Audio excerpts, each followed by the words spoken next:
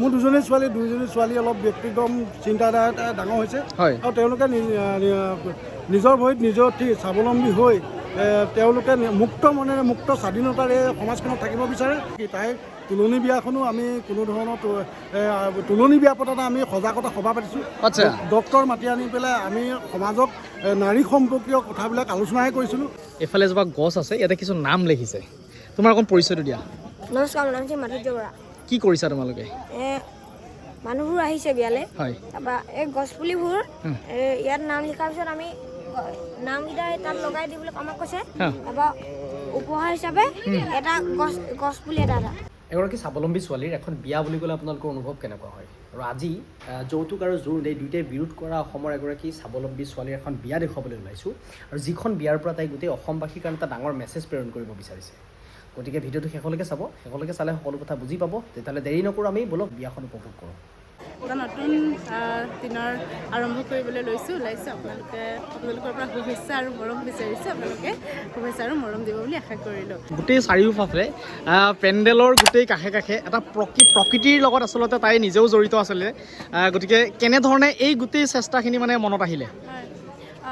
মোৰ যেতিয়া বিয়া কথা পতা ওলাইছিলে তেতিয়া মই ভাবিছিলোঁ যে জাকজমকতাৰ মই এই পেণ্ডেলবিলাক যে এতিয়া বৰ্তমান সময়ত ধামখুমীয়াকৈ আয়োজন কৰে, এক আড়ম্বৰপূৰ্ণ অনুষ্ঠান আয়োজন কৰে, সেইবিলাকৰ মই খুব বেয়া পাইছিলোঁ আচলতে।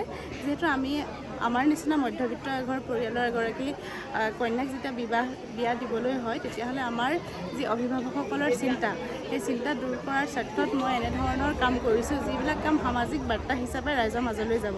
মই যদি এটা দামী পেণ্ডেল এটাৰ কথা কওঁ, তেতিয়া মই হয়তো স্বাৱলম্বী মই দিব পাৰিম, কিন্তু আমাৰ ওচৰ চুবুৰীয়া গাঁৱত বা মোৰ বিয়াখনলৈ যিসকল লোক আহে, তেওঁলোকে যদি মোৰ পেণ্ডেলটো দেখি যদি তেওঁলোকৰ ঘৰত যদি কন্যাসকলে যদি কয় মোক গীতাঞ্জলি বা নিচিনা এটা পেণ্ডেল দিয়ক, সেই মধ্যবিত্ত ঘৰ মানুহে হয়তো দিব নোৱাৰিবও পাৰে।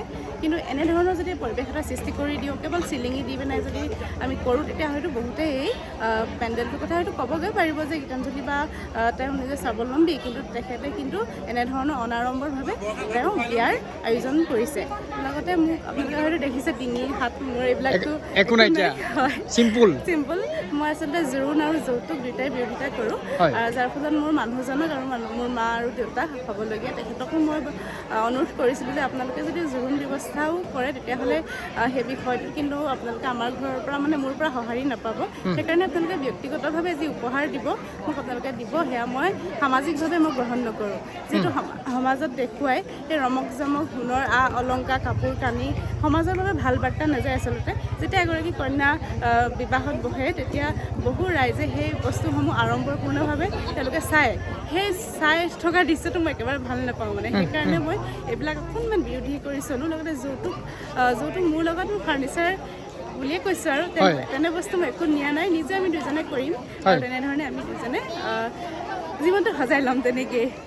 সুন্দৰ চেষ্টা আৰু সুন্দৰ এটা মেছেজ গোটেই অসমবাসীলৈ যাব বুলি মই চেষ্টা কৰিছোঁ। আৰু গীতাঞ্জলি আচলতে স্বাৱলম্বী এগৰাকী ছোৱালী, আৰু এই যাত্ৰা অকল আজিৰ নহয়, বজাৰে বজাৰে ফুল বিক্ৰী কৰি বা পুলি বিক্ৰী কৰি পেলাই স্বাৱলম্বী হৈ আজিৰ তাৰিখত এনেকুৱা এখন বিয়া তাই আয়োজন কৰিছে নিজৰ চিন্তাৰে। মোৰ ওচৰত দেউতা আছে। নমস্কাৰ। আজি অনুভৱ অকণমান জানিম। ভাল লাগিছে। মোৰ দুজনী ছোৱালী অলপ ব্যক্তিগত চিন্তাধাৰা ডাঙৰ হৈছে আৰু তেওঁলোকে নিজৰ ভৰিত নিজৰ স্বাৱলম্বী হৈ তেওঁলোকে মুক্ত মনেৰে মুক্ত স্বাধীনতাৰে সমাজখনত থাকিব বিচাৰে। আমাৰ এই অনুষ্ঠানৰ জৰিয়তে আমি আমাৰ নতুন প্ৰজন্মৰ সকলক আমি জনাব বিচাৰোঁ যে আড়ম্বৰপূৰ্ণ বা প্ৰদৰ্শনধৰ্মী বিভিন্ন বহুত ধন টকা পইচা খৰচৰ বিপৰীতে আমি যদি কিছু আমাৰ অলংকাৰ হওক বা যৌতুকৰ নামত যিবোৰ লাখ লাখ টকা খৰচ কৰে, তাক যদি আমি সীমিত কৰিব পাৰোঁ, নিশ্চিতভাৱে আমাৰ এই দুখীয়া দৰিদ্ৰ শ্ৰমজীৱী মানুহৰ অৰ্থনৈতিকভাৱে সকাহ পাব। সেই বাৰ্তাটো আমি আমাৰ সমাজখনক আমি এই অনুষ্ঠানৰ জৰিয়তে দিব বিচাৰোঁ। আমি আচলতে সামাজিকভাৱে বিভিন্ন আমি এটা আদৰ্শত আগৰ পৰাই বিশ্বাসী। তাই তুলনি বিয়াখনো আমি কোনো ধৰণৰ তুলনি বিয়া পতাত আমি সজাগতা সভা পাতিছোঁ। ডক্তৰ মাতি আনি পেলাই আমি সমাজক নাৰী সম্পৰ্কীয় কথাবিলাক আলোচনাহে কৰিছিলোঁ। কোনো ধৰণৰ ধৰ্মীয় ৰীতি নীতিৰে দুয়োজনী ছোৱালী তুলনি বিয়া পতা নাই। এই অনুষ্ঠানটো আমি মাংগলিক কাম কৰা নাই, বিভিন্ন কথা আছে, মই এই কথাখিনি আজি ক'বলৈ বিচৰা নাই। আৰু এটা কথা, ছোৱালীকেইজনী আৰু এটা কথা, আপুনি তাই যিখিনি লগৰ ল'ৰা ছোৱালী সেই সকলে এই ৰভা, এই কাপোৰ, এই টিং, এই যে দেখিছে কিবা আখৰ লিখিছে, কিবা কিতাপ সজাইছে, চেলফি বন বনাইছে, ফটো ফ্ৰেম বনাইছে, ৰাস্তালৈকে বিভিন্ন ধৰণৰ কবিতা, ৰাতি ৰাতি তেওঁলোকে মোবাইল বা অন্য চিন্তা চৰ্চাৰ বাদ দি কেৱল সেই কলাত্মক যিটো কাম, সেই কামত, সৃষ্টিশীলতা কামত সেই ল'ৰা ছোৱালীবিলাকে প্ৰায় 20-30টা ল'ৰা ছোৱালী এসপ্তাহ ধৰি তাইৰ লগত থাকি খুব কম পইচাৰে নাৰ্চাৰীত থকা পুলিসমূহে সজাই পৰাই আমি এই অনুষ্ঠানটো কৰিছোঁ। নিশ্চিতভাৱে আমি ভাবিছোঁ যে আজি অহা যিসকল আমাৰ অতিথি তেওঁলোকে ভাল পাইছে বুলি আমাক কৈছে, গতিকে আমি তাৰ বাবে বহুত আনন্দ পাইছোঁ। হয়, এইফালে যদি চাই সম্পূৰ্ণ কিতাপ এইখিনি চাওক, এইটো আচলতে আপোনালোকে বেলেগ যিখিনি বিয়া, এই বিয়াত আপোনালোকে দেখা পোৱা নাযায়। তাই যিখিনি কিতাপ আচলতে আজি তাৰিখলৈকে অধ্যয়ন কৰিছিলে সকলোখিনি ইয়াতে মানে প্ৰদৰ্শনী হিচাপে এনেধৰণে সজাই পৰাই তুলিছে। আৰু তাই যিখিনি সম্বৰ্ধনা বা এইখিনি যিখিনি আছিলে সেইখিনি ইয়াতে স্বাৱলম্বী এগৰাকী ছোৱালী হিচাপে গোটেইখিনি ইয়াতে দাঙি ধৰিছে আচলতে। এইফালে আমাৰ জুবিনদাৰ কিছু বাণী আছে, চব এটা লেখা আছে আমাৰ জুবিনদাৰ। আৰু তাতকৈও ডাঙৰ কথা, জুবিনদাৰ এখন ফটোৰ শ্ৰদ্ধাঞ্জলি হিচাপে ইয়াতে ৰাখিছে, এৰিছে। গতিকে আৰু চাৰিওফালে সকল ফুলনি, এইফালে চব নাৰ্জী ফুল ফুলি আছে, দেখিছেনে? আৰু পেণ্ডেলৰ কিছু পৰিৱেশ দেখিছেনে? আৰু এইটো হ'ল মেইন যিটো পেণ্ডেল তাই, আৰু সম্পূৰ্ণ ফুলেৰে ভৰি আছে এইফালে। চাওক খুব ধুনীয়াকৈ সজাইছে, সেইফালে সেয়া আছে, এয়া চাওক। এইটো আচলতে আমাৰ সকলো অতিথি বহা হল, খুব ধুনীয়াকৈ সজাই পৰাই তুলিছে ফুলনিৰ সৈতে। এইফালে মুকলি জেগা, সকলোৰে গান বজাই আছে। এইটো চেলফি, আজিকালি বিয়া বা এইখিনিত অহাৰ লগে লগে এটা চেলফিৰ কাৰণে এটা ৰখা খুবেই দৰকাৰ, দেখিছেনে? খুব ধুনীয়াকৈ আমাক গামোচা দিছে, জাপি দিছে, আৰু ওপৰৰ ফালে এটা জাপি দি ওলমাই ৰাখিছে চব।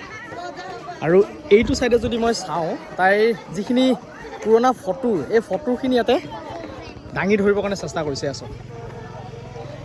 এইখন হ'ল চাইকেল, চব ইয়াতে কিছু লেখি ৰাখিছে, দেখিছা? চাইকেলখনো ধুনীয়াকৈ সজাইছে। এইফালে চাওক, দুজন ভাইটিয়ে কি কৰিছে, এনেধৰণে গছপুলি বিতৰণ কৰি আছে। এয়া হ'ল মেহগনি গছৰ পুলি আচলতে, মই চাগে যদি মোৰ ভুল হোৱা নাই। এটা ঘৰ খুব ধুনীয়াকৈ বনাইছে নাৰ্চাৰী টাইপত, এইফালে পুলি ইয়াতে ষ্টক হৈ আছে, আৰু এইফালে কিছু বাণী ইয়াতে লেখি ৰাখিছে। দুজন ভাইটিয়ে কি কৰিছে মই আপোনালোকক অকণমান দেখাম। এইফালে এজোপা গছ আছে, ইয়াতে কিছু নাম লিখিছে। তোমাৰ অকণ পৰিচয়টো দিয়া। নমস্কাৰ, মোৰ নাম হৈছে মাধুৰ্য বৰা। কি কৰিছা তোমালোকে?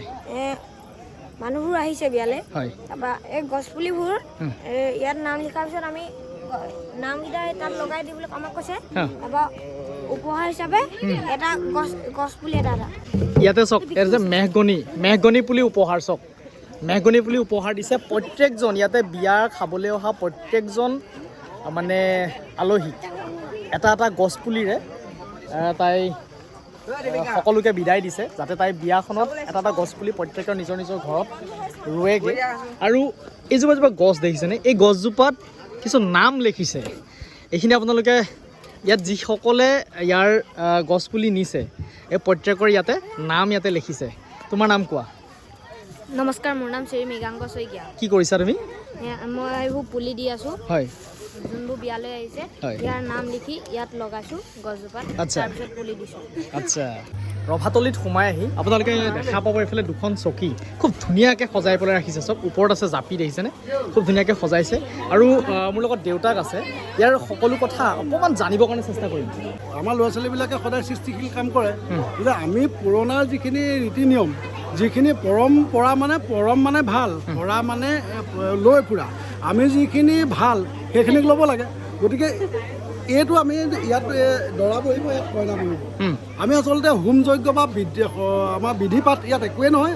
আমি যিখিনি আমি ইয়াত মানুহ গোট খাম, তাৰে কোনোবা এজন জ্ঞানী ব্যক্তিয়ে তেখেতলোকক জীৱনটো নিৰ্বাহ কৰিব পৰাকৈ, তেওঁলোকক যে অনাগত দিনত বৈবাহিক জীৱন, বিভিন্ন ধৰণৰ সংঘাত প্ৰতিঘাত সেইবিলাকৰ মুখিমূৰ কৰি এখন সুন্দৰ সংসাৰ কেনেকৈ কৰিব পাৰে, তাৰে এটা নীতিপাঠ ইয়াত বহিয়ে কৰাম।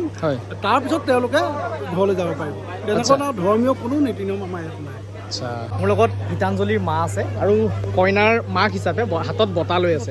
অকণমান আপোনাৰ অনুভৱটো মই জানিম আজি। খুব ভাল লাগিছে অনুষ্ঠানটোৰ অলপ ব্যতিক্ৰম, যিহেতু আমাৰ সৰুৰ পৰাই আমাৰ দুইজনী ছোৱালী বেলেগ এটা পৰিৱেশত ডাঙৰ হৈছে। যিখিনি মাক দেউতাক হিচাপে শিকাইছোঁ সদায় মানুহক ভাল পাবৰ কাৰণে, মানৱ প্ৰেমী, সেই তেনেধৰণে ডাঙৰ কৰিছোঁ ইহঁতক। গতিকে আজি এই শুভক্ষণত খুব ভাল লাগিছে, সকলো আহি উপস্থিত হৈছে। গতিকে গীতাঞ্জলি ভৱিষ্যত শুভ কামনা সকলোৱে যে হয় তাৰে কামনা কৰিম। এয়া হ'ল আমাৰ গীতাঞ্জলিৰ বিয়াৰ ৰিচিপশ্যন আৰু ইয়াতে যিসকলে মানে ইয়াতে সকলো দায়িত্ব পালন কৰি আছে তেখেতসকল মহিলা। মই ইয়াতে এটা মিলিজুলি কেটাৰিং গ্ৰুপ দেখিছেনে? মিলিজুলি কেটাৰিং গ্ৰুপ।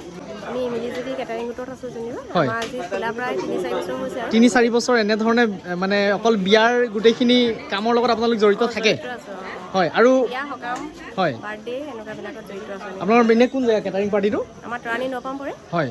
অকল ইয়াতে মেৰাপানীতে কৰে নে বেলেগ জেগাতো যায়? জেগাটো চাওঁ। বেলেগ জেগাতো যায়। আৰু প্ৰত্যেকগৰাকী চাগে আপোনালোকে এগৰাকী গৃহিণী? হয়।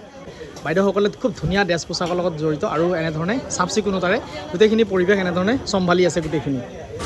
যদি ভিডিঅ'টো ভাল লাগিলে বন্ধুবৰ্গৰ মাজত শ্বেয়াৰ কৰি দিবলৈ নাপাহৰিব আৰু চেনেলটোত যদি নতুনকৈ ভিডিঅ' চাই আছে চেনেলটো ছাবস্ক্ৰাইব কৰিবলৈ নাপাহৰিব, কাষত থকা বেল আইকনটো দবাই দিব। তো আজিলৈ আহোঁ, আকৌ নতুন এটা ভিডিঅ'ত লগ পোৱাৰ প্ৰতি ছুটিৰে বিদায় ধন্যবাদ।